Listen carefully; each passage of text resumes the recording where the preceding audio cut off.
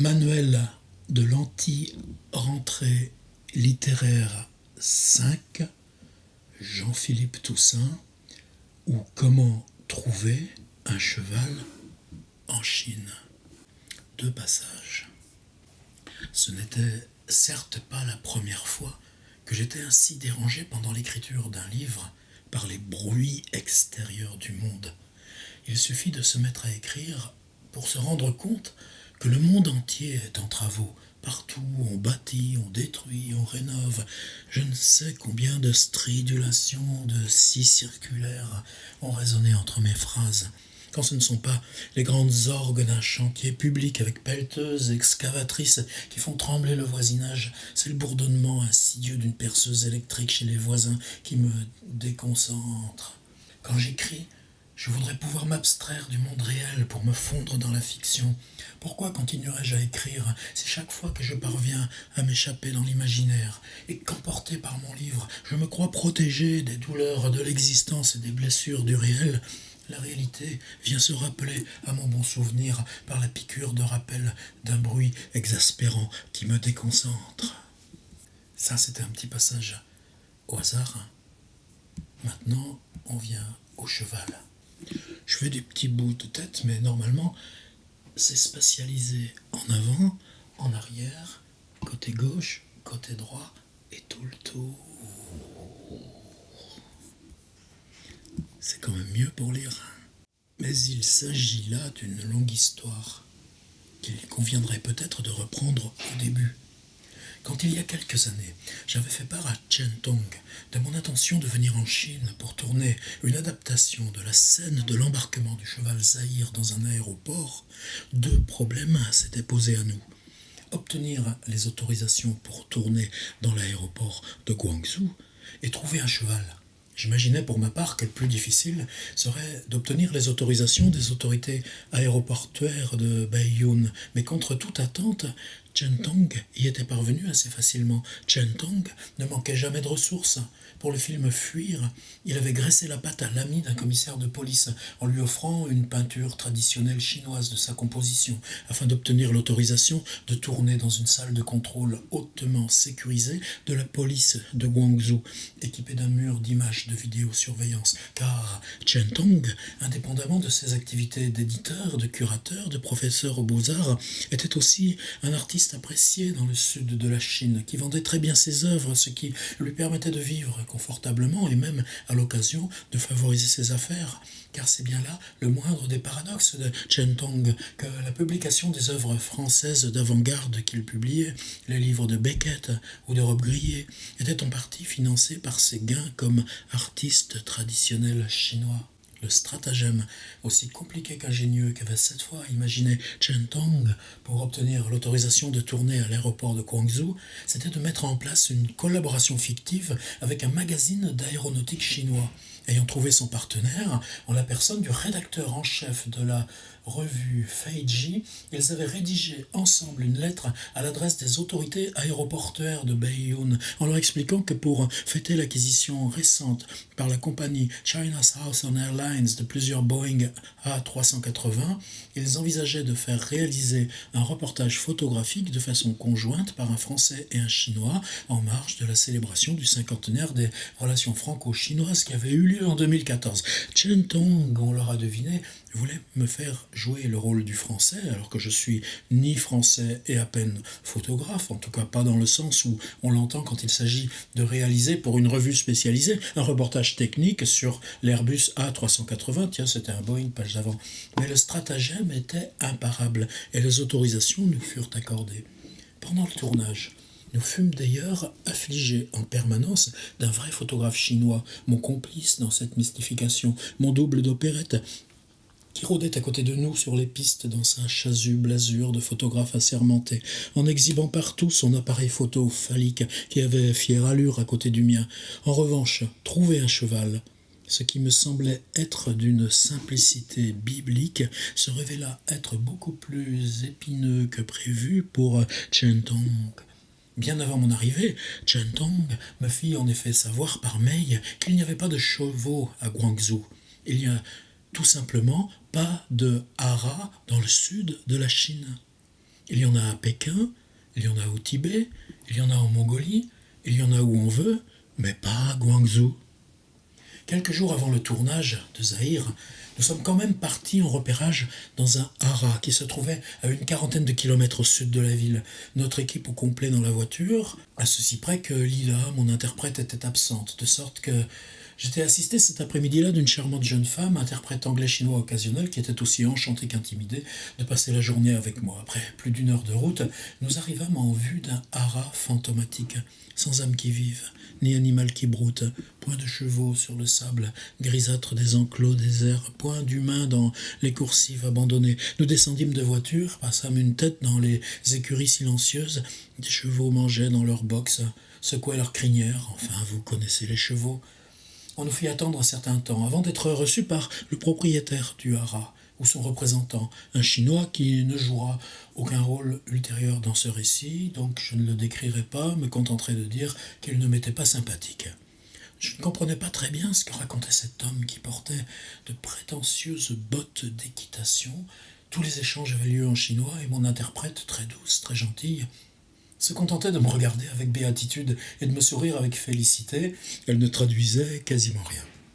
Au bout d'un moment, elle me montra la croupe d'un cheval qui nous tournait ostensiblement le dos, agitant négligemment la queue, faisant du surplace dans son box, et elle me dit que c'était celui-là que nous aurions pour le tournage. C'était lui, notre acteur, en quelque sorte, ou notre actrice. J'ignorais de quel sexe était l'animal. Ce n'était pas celui que j'aurais choisi, personnellement, si j'avais dû tourner un film, par exemple, mais on ne me demanda pas mon avis. On se montra évasif. On éluda même qu'en me réveillant de ma torpeur, endossant enfin mon rôle de metteur en scène, je voulus poser quelques questions précises. Comment le cheval serait harnaché le jour du tournage ? Qu'est-ce qu'il aurait comme selle ? Qui l'accompagnerait ? Quelle tenue porterait l'accompagnateur ? N'ayant obtenu aucun renseignement sur aucune des questions que j'avais posées, je demandai alors s'il était possible de voir le van qui transportait le cheval, car j'avais l'intention de le montrer également dans le film. Mais on me répondit qu'il n'était pas visible aujourd'hui, et sans plus attendre, on remonta dans la voiture et on reprit le chemin de Guangzhou. Il y en avait pour plus d'une heure de route. Personne ne disait rien dans la voiture. Tout le monde faisait un peu la gueule, moi le premier. L'ambiance était lourde. Au bout de quelques kilomètres, je m'enquis en passant du prix que demandait le propriétaire pour la location du cheval. Et Chen Tong, maussade, à l'avant de la voiture, les yeux sur l'écran de son téléphone, laissant entendre que c'était cher, très cher, mais ne dit pas exactement combien, expliquant qu'il fallait payer le transport, la prestation des LAD, 2 LAD minimum, sans compter l'assurance. Mon interprète traduisait tout cela en anglais. Quant au prix précis, elle n'en disait toujours rien. J'assistais. Elle reposa de nouveau la question à Chen Tong, et finalement le verdict tomba. 4000 yuan, environ 500 €. Je hochai la tête, dis que je prendrais moi-même en charge la totalité des frais de location du cheval. L'interprète traduisait. Il y eut un mouvement de stupéfaction dans la voiture. Ils se tournèrent tous vers moi pour me regarder avec incrédulité. Le lendemain, à la fin d'une réunion de préparation du film, assis ensemble dans la salle de réunion du premier étage des bureaux de Chen Tong, je fis passer discrètement une enveloppe à Chen Tong avec les 500 € en liquide. Il l'entr'ouvrit, pensif, regarda dedans, compta vaguement les billets en passant un doigt sceptique sur la tranche des coupures et dit « Qu'est-ce que c'est que ça ?» Je lui dis que c'était l'argent pour le cheval. Il s'ensuivit alors une conversation en chinois entre Chen Tong et Lila, parce que Lila, mon interprète habituel, était de retour. C'était de nouveau elle qui traduisait nos échanges, de quoi il ressortit que ce n'était pas 500, mais 5000 € que le propriétaire demandait. Mon interprète occasionnel avait confondu 100 et 1000. Une vétille. 5000 €, dis-je. Je n'en revenais pas. J'expliquai alors que dans ce cas, il n'était pas question qu'on loue le cheval, que je préférais ne pas tourner le film. Je le dis avec solennité, je ne paierai pas 5000 € pour ce cheval. Je ne voulais pas non plus que Chen Tong paye 5000 € pour ce cheval. Mais comment tu vas faire alors, me dit Chen Tong. Je ne sais pas, dis-je, contrarié, me levant pour apaiser la nervosité. Je fis quelques pas, tournant en rond dans la pièce. J'allais regarder par la fenêtre, je réfléchis. Je tournerai le film ailleurs, dis-je, en France par exemple. J'ai des copains en France qui ont des chevaux. Ils me regardèrent tous avec étonnement. C'est vrai, Breton a des chevaux. Je pourrais me faire prêter un cheval par Breton. Il n'était pas question, en tout cas, je le redis encore avec gravité, de payer 5 000 € pour ce cheval. Et Chen Tong, alors, toujours assis au fond d'un des confortables fauteuils noirs de la salle de réunion, dit en ouvrant les bras: mais on ne peut plus renoncer maintenant. On a obtenu l'autorisation de tourner à l'aéroport. Le jour du tournage, le cheval était là. Je ne sais pas si Chen Tong avait finalement réussi à l'obtenir pour 500 € ou un peu plus, 600 comme il le prétendait. Il jurait que pas davantage, mais le cheval était bien là. En réalité, si Chen Tong avait en effet obtenu l'autorisation de tourner à l'aéroport, nous ne pouvions pas, pour des raisons évidentes de sécurité, faire entrer le cheval sur les pistes, de sorte que le premier soir, après avoir passé les contrôles de sécurité, nous nous étions contentés, dûment badgés, surveiller, escorter, de faire en équipe réduite et sans cheval quelques plans au bord des pistes depuis les vastes hangars de maintenance de China Southern. Pour accueillir le cheval, le lendemain, nous avions trouvé un deuxième décor à proximité de l'aéroport, une ancienne école d'aviation qui contenait elle aussi un hangar, plus petit, et une piste où étaient abandonnés une dizaine de vieux coucous à hélices, attendrissants et cabossés. Je savais qu'au montage, il serait possible de fusionner les deux décors, et qu'à l'écran, on aurait le sentiment que le cheval évoluait dans un seul grand aéroport. Le soir du tournage, le cheval était attendu vers 18 h, mais nous avions quitté Guangzhou au début d'après-midi, et Chen Tong avait installé notre équipe à l'hôtel Pullman Guangzhou Baiyun Airport, un de ces hôtels d'aéroport improbables, où il avait réservé des chambres pour nous tous. J'ignore pourquoi. Je soupçonne là quelque manigance occulte, une opportunité à saisir, un échange de bons procédés avec le propriétaire, car nous n'avions pas besoin de chambre d'hôtel pour ce tournage. Le cheval, aussi fantasque et capricieux fût-il, n'avait pas besoin de loge de maquillage. Mais bon, nous avions ces chambres à notre disposition et j'en ai profité pour faire une sieste, un effet d'aubaine en quelque sorte. Un peu avant 18 h, notre équipe est repartie de l'hôtel dans la nuit pour aller réceptionner le cheval à un péage d'autoroute avant de l'escorter en convoi vers l'école d'aviation. Il tombait une pluie fine ce soir-là qu'on voyait se diluer dans la lumière orange des réverbères. Arrivé devant les barrières de sécurité de l'école d'aviation, allez, j'arrête. Et puis si vous voulez, allez lire le livre de Toussaint, vous le trouverez partout. C'est un Jean-Philippe Toussaint qui est plutôt épais, c'est du consistant, et c'est très très étrange pour moi. J'ai deux choses pour finir ce petit moment de conversation. La première, Chen Tong. Chen Tong existe réellement. Et moi, ça me simplifie pas le boulot, parce que Chen Tong, je le connais pas encore, mais je connais un de ses adjoints, Olivier Pan, qui vient souvent à Paris. Et c'est lui qui fait le lien entre l'éditeur, Chen Tong, et les traducteurs. Ma traductrice, elle vit loin à Pékin. Mais c'est chez Chen Tong, à Canton, Guangzhou, que va sortir très prochainement Daewoo, et que va sortir aussi, croyez-le ou pas, Tous les mots sont adultes, mon livre sur les ateliers d'écriture. Et donc, pour moi, waouh! Il est même question que j'y aille en Chine. Là, cet automne, c'est Jean Echnoz qui y va, en première classe même. Il a demandé le staff. Fichu genre, mais quand on a le concours, on peut se demander, on peut avoir ce genre de demande-là. Moi, ce sera pas ça. Mais je suis déjà allé une fois en Chine, pas loin d'ailleurs, à Shenzhen. Ça a été évidemment une onde de choc considérable. Et oui, j'ai envie d'y revenir et je suis très très fier, très très heureux d'être accueilli dans cette maison. Alors, Chen Tong, donc, c'est dit là, c'est dit en façon légère, c'est quelqu'un qui a une galerie, qui est... Alors, Chen Tong, c'est dit là, comme ça, avec délicatesse et sous-entendu, c'est un type jeune, c'est un type qui a monté à Guangzhou, donc dans l'extrême sud de la Chine, l'ancien canton, une galerie d'art, une maison de production de films, vidéos, d'autres activités, donc une maison d'édition. Et pour alimenter ça, ce monsieur fait des peintures de Mao Tse-tung et des peintures, ce que Toussaint dit, peintures traditionnelles chinoises.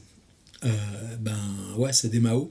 Et c'est grâce à ces Mao, à la chaîne, qu'il peut arriver à financer traduction, comme dit Toussaint, de Beckett, de Toussaint, de Echnoz, de moi-même et d'autres, j'espère. Et alors dans ce livre, il y a toute cette histoire, c'est-à-dire il y a ce portrait de Chen Tong, et moi ça me gêne un petit peu parce que Chen Tong justement va venir voir la pièce de Toussaint au théâtre du Rond-Point en octobre, et c'est là que moi-même je dois le rencontrer. Je suis très heureux, j'ai pas envie de trop le connaître, j'ai pas envie de le connaître par l'intermédiaire de Jean-Philippe qui affirme je fais de la fiction. C'est du roman sur un personnage réel. Moi, le personnage réel compte trop pour que je garde le filtre du roman. Mais en même temps, il en fait un wow, quelqu'un de beau et génial, comme les grands Mao qui se promènent comme ça sur les murs de la Chine officielle. Chen Tong a commencé à traduire Alain Robbe-Grillet. C'est comme ça qu'il entre en relation avec Jérôme Lindon. C'est plein d'anecdotes, d'histoires. Et vous verrez dans ce livre, Robbe-Grillet va mourir en direct du récit de Jean-Philippe. Aussi incroyable que ça puisse être. Donc ces morts vont commencer de se promener, se trimballer, s'échanger. Vous savez comment il est tout ça. On est toujours comme ça dans les choses les plus ordinaires. On est dans le fond d'une bagnole, ces petits trucs des salles de réunion. Il lui faut extrêmement peu. Mais cet extrêmement peu, il y a ce tout petit décalage, et ça dure depuis la salle de bain. C'était quand la salle de bain? C'était 1985. Moi, je sortais mon deuxième livre, Limite.